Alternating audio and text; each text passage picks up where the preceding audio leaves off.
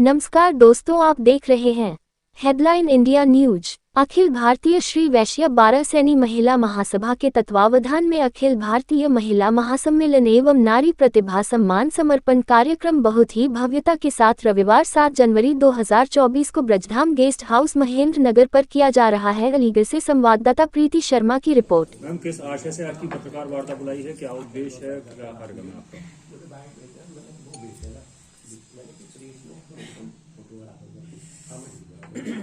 सभी पत्रकार बंधुओं का हार्दिक स्वागत, अभिनंदन।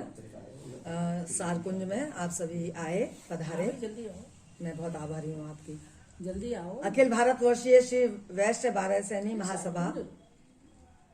महासभा का एक अंग है और हम प्रयास करते हैं कि प्रतिवर्ष इसका एक सम्मेलन किया जा सके, परंतु हमेशा प्रयास सफल नहीं होते।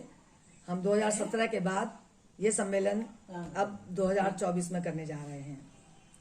मुख्य उद्देश्य है भारतवर्ष की जितनी भी हमारी इकाई हैं महिला मंडल की, उन सबको एकत्रित किया जाए और एक स्थान पर आकर और किसी भी कार्यक्रम को प्रस्तुत करें।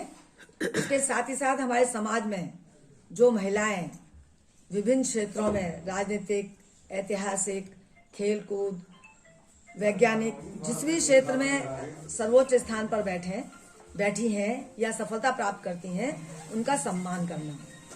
हमारी बेटियां आज हर क्षेत्र में आगे बढ़ रही हैं, उन बेटियों का भी रिकॉग्निशन कैसे हो, उनकी पहचान कैसे बने, ये हमारा मुख्य उद्देश्य होता है। हम अपने परिवार में अपने बच्चों को, अपने परिवारीजनों को तो जानते हैं भली भांति, उनकी उन्नति प्रगति के भी हम सहायक बनते हैं, परंतु समाज कैसे जाने, समाज के सामने कैसे वो सब बातें आ सके, ये एक मुख्य उद्देश्य इस सम्मेलन का है। हम कहाँ होगा ये सम्मेलन? कहाँ, कितने बजे आएगी? ये सम्मेलन अलीगढ़ के ब्रजधाम गेस्ट हाउस में होने जा रहा है और इसमें इतवार के दिन 7 तारीख को 11 बजे से लेकर 2 बजे तक का हमने समय रखा है, क्योंकि ठंड को देखते हुए करना हम रात में ही चाहते थे, पर शीत ऋतु की वजह से दिन में रखकर ताकि समय से सब लोग वापस जा सकें। मुख्य अतिथि कौन है इस कार्यक्रम के? इसमें मुख्य अतिथि हैं डॉक्टर शिखा स्वरूप वार्ष्णेय, मुख्य आयकर आयुक्त हैं। ये इलाहाबाद की, इन्हें ईस्टर्न पूरी यूपी का चार्ज मिला हुआ है इन्हें, और हम गौरवान्वित हैं। बहुत हमें खुशी की बात है कि हमारे समाज में से ऐसी महिलाएं इतने ऊंचे पद पर बैठी हैं। सम्मेलन में विशेष क्या रहेगा? विशेष ये महिलाओं का सम्मान और कल्चरल प्रोग्राम है, देश प्रेम पर और राम राज्य पर आधारित है। और उसमें हमने ये भी कोशिश की है कि इसमें किसी भी तरह से धार्मिक स्वरूप को भी हम इसमें इंक्लूड कर सकें। ज्यादा कार्यक्रम हमने नहीं रखे क्योंकि बहुत लंबा हो जाने की वजह से 6-7 कार्यक्रम है। उसमें सब में भारत की संस्कृति, देश प्रेम, महिला उत्थान, इन टॉपिकों को हमने उसमें इंक्लूड किया है। सभी कहना चाहूंगी कि आज हम वैज्ञानिक युग में जी रहे हैं। बैलगाड़ी से लेकर जेट प्लेन तक पहुंच गए हैं, चूल्हे से लेकर माइक्रोवेव तक पहुंच गए हैं। बहुत प्रगति हुई है, भौतिक संपन्नता का स्तर बहुत ऊंचा हुआ है, परंतु उसके साथ साथ मेरा ये कहना है कि हमारे संस्कारों में, भारत की संस्कृति में कमी न आने पाए। हम बेटियों को स्वतंत्र तो बनाएं, लेकिन स्वच्छंद न बनाएं। उनको किसी भी तरह से जो हमारे संस्कार हैं उनसे वंचित न करें। मखमली बिस्तर तो उनको दें, पर उनको ये भी एहसास दें कि कभी जमीन पर सोना पड़े तो वो भी इच्छा से सो सकें।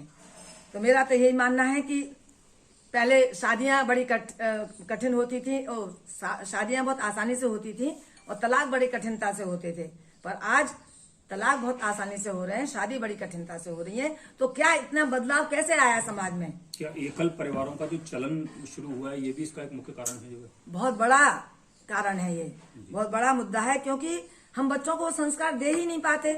बच्चे वो बात सीख ही नहीं पाते जो स्वतः ही समाज में, परिवार में, संयुक्त परिवार में रहकर सीख जाते थे।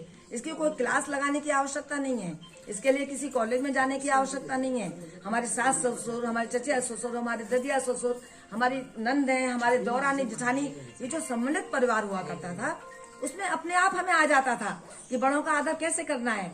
हमारे बच्चे कभी हमारे सामने बैठ नहीं सकते थे, यदि हम बैठे हैं पलंग पर तो वो खड़े रह के ही हमसे बात करते थे। आज बच्चे बैठे रहते हैं, हम खड़े होकर बात करते हैं। ये बड़ा परिवर्तन समाज में आया है।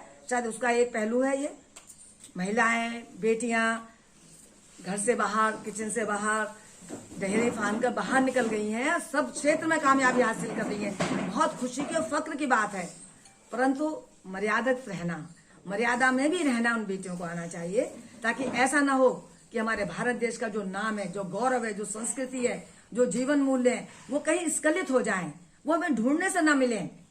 एक बार अमेरिका में मैं अटेंड कर रही थी कवि सम्मेलन, वहां कवि भारतवर्ष से पधारे हुए थे। उन्होंने क्या बात कही, मुझे अब तक बहुत चुभती है वो।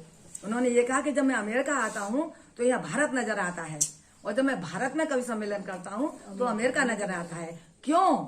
हमारी पोशाक, हमारा रहन सहन, हमारा व्यक्तित्व, हमारी बोलचाल, हमारा व्यवहार इतना ज्यादा पश्चिमी होता जा रहा है कि भारत खो न जाए कहीं। कोशिश कर रहे हैं प्रधानमंत्री जी भारत को फिर से स्थापित करने की और भारत को भारत जैसा बनाने की, पर हमारी जिम्मेदारी, समाज की जिम्मेदारी बहुत बढ़ जाती है। अमेरिका